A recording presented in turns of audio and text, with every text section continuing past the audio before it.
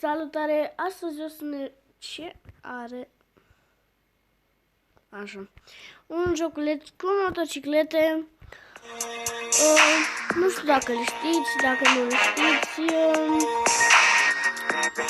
Stai să dau jocul mai încet. Așa, să mă uit și eu. Nu uitați să apăsați butonul și de like, subscribe și ce mai vreți.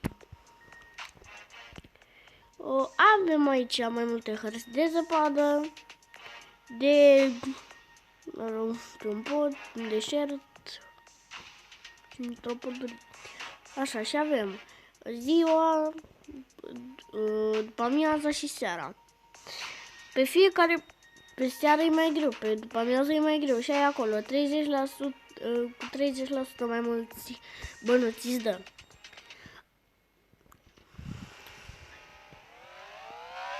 Uitați cât de frumos e.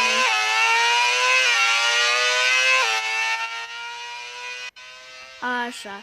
Și aici, ca să controlați motocicleta, trebuie să dați din telefon și stânga și dreapta. Uitați-vă în dreapta sus la kilometraj. Și uitați-vă cum trec pe lângă ei. Am comis-o. Am comis-o.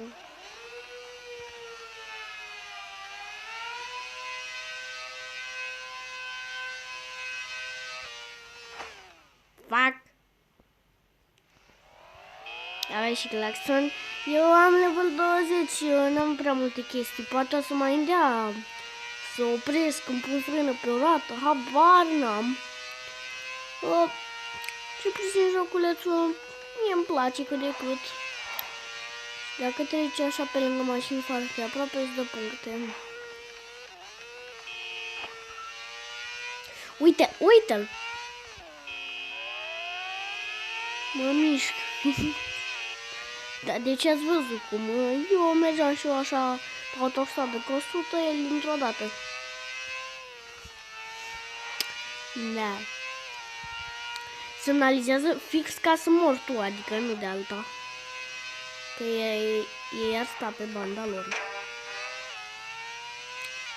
Asta e ultima motocicletă din joc. Apropo. Am instalat jocul cu hack ca să... Eu l-am mai avut de mai mult timp, dar vreau să vă arăt... O să vă arăt și prima motocicletă din joc. Mi l-am instalat cu hack de pe Happy Mod ca să vă arăt așa mai multe, că dacă nu ți-l instalezi cu hack de pe Happy Mod sau de pe TutuApp sau ce aplicații mai sunt, e foarte greu, adică n-ajungi la motociclete rapide sau asta o costat nu știu câte milioane, 15 milioane cred că. În fine, mereu când intru în joc îmi reînnoiește banii, adică îmi dă o sumă. Ai, Doamne! Acum o să vă arăt și prima motocicletă din jocul acesta. Uitați câți bani am, ca să înțelegeți, în dreapta sus. Să vă prindem motocicletele. Aici așa. Uitați. Și aveți aici statut.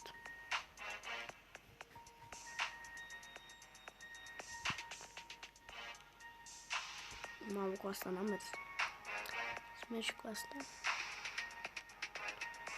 Uitați-vă puțin la prețul ăsta.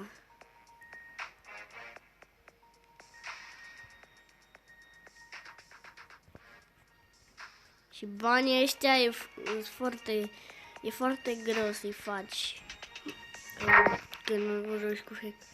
Uite, motoreta asta, hai mai zic.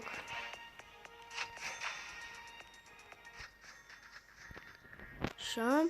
Și pe astea sunt ok, dar faci banii greu.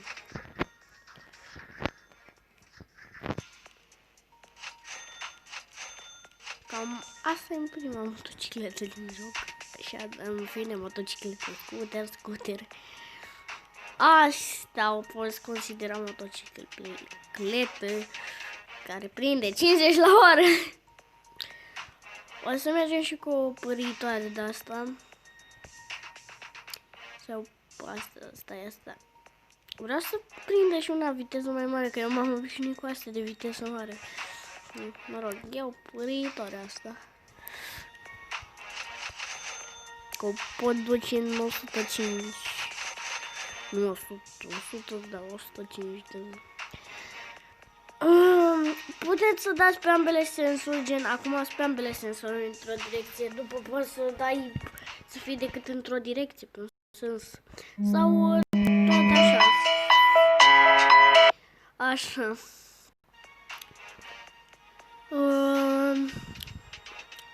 O să joc pe iarnă, n-alunecă sau ceva aia, părăitoarea.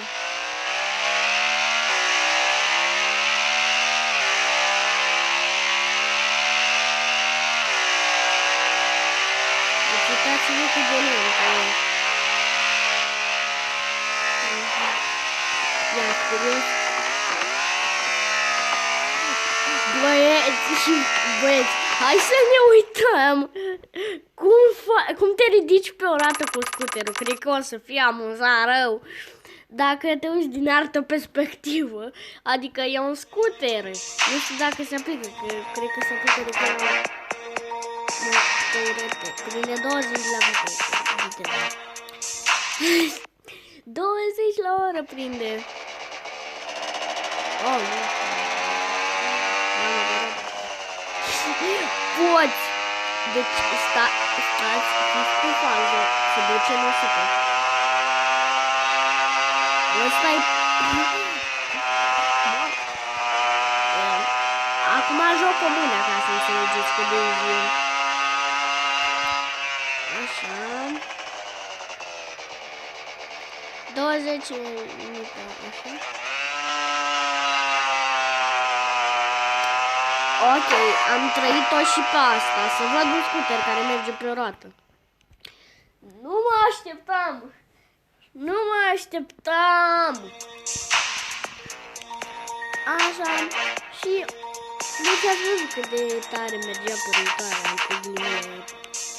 Are? O cumpăr pe toate ca să le am cumpărate.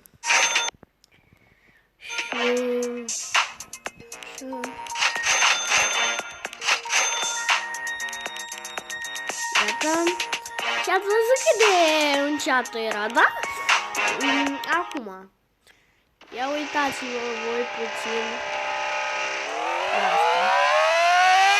Știți că ăla era un scooter, asta e un motocicletă în mijloc. Am deja 300.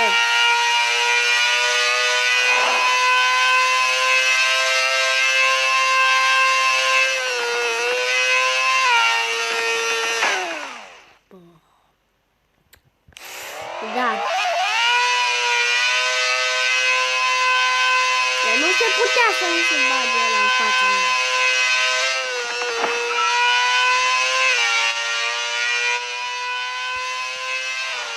Acum conduc o mână motocicleta. Ai. Deci ați văzut, da? Și ați văzut cu de la cum se cheamă, cu motorul pe aia mică. Prin 20 la oră.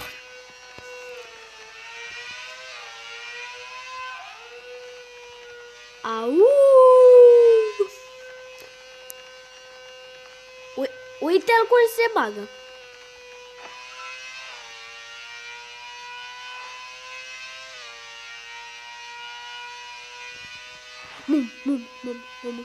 Mamă, ați văzut ce slalom am făcut? Am intrat în personaj. Domnul, de ce mi-a tăiat calea? A, nu ți-am tăiat-o. Ok, pa.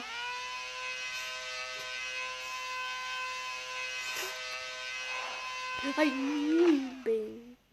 da. N-am gândit-o și că e un BMW în fața mea, care ia să vedem cu cât merge BMW-ul. Cu 80 la oră. Wow, pe autostradă, cu 80 la oră, BMW-ul. N-am mai văzut așa ceva.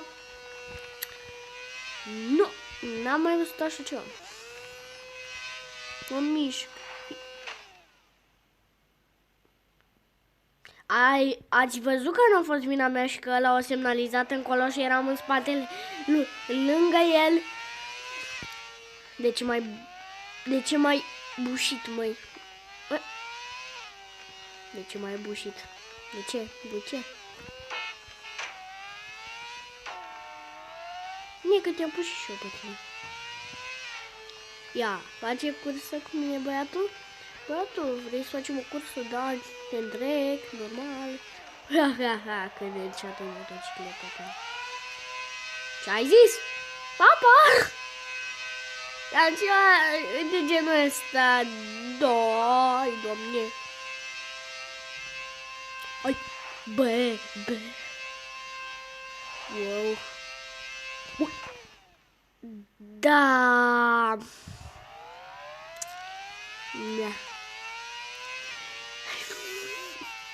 Nu mă așteptam. Adică mă așteptam să mor, dar cât de ciudat a sunat asta. Uite, stau, Doamne, vreau să merg pe o roată, gen să am 100, după să merg pe o roată, trebuie să mi se încarce, și să merg pe o roată decât cu o mână, adică nu știu cum ar fi posibil asta. În fine, jocul e posibil și prin viteză. Ok, îți cu o mână. Oleu. Ok. Am făcut-o și pe asta. Ar fi fain când oprești să te ridici pe o roată, dar nu.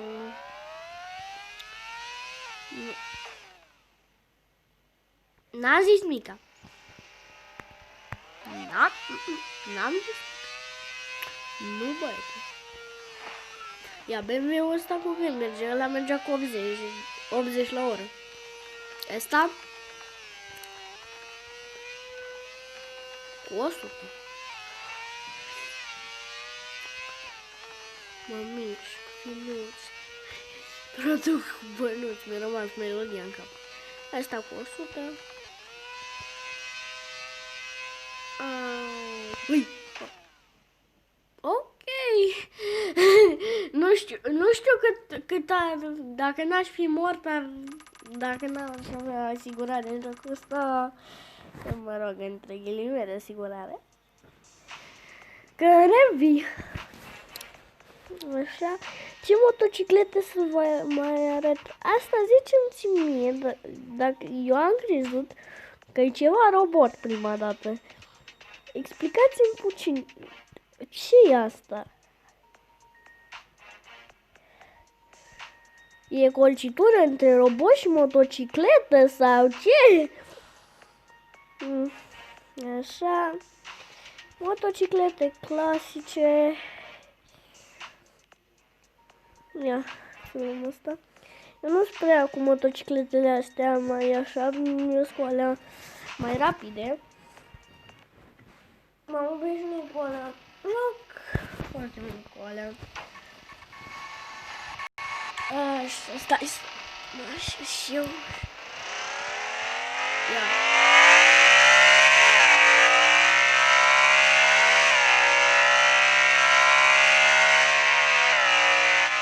Deci, vedeți cum pârâie asta, da?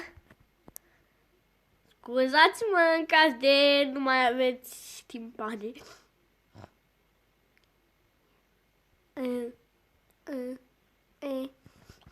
Am vrut să stau, mi-am atins roata de față de camionul ăla, asta și vroiam să fac. Hai.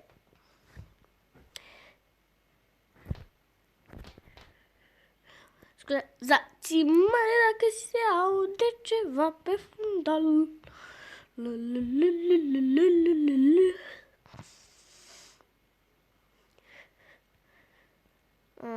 Așa. Astăzi am mai făcut un episod, o să-l postez ăsta, o să-l postez după amiază și celălalt o să-l postez la 7 seara. Așa. Cam atât a fost cu acest episod. Așa.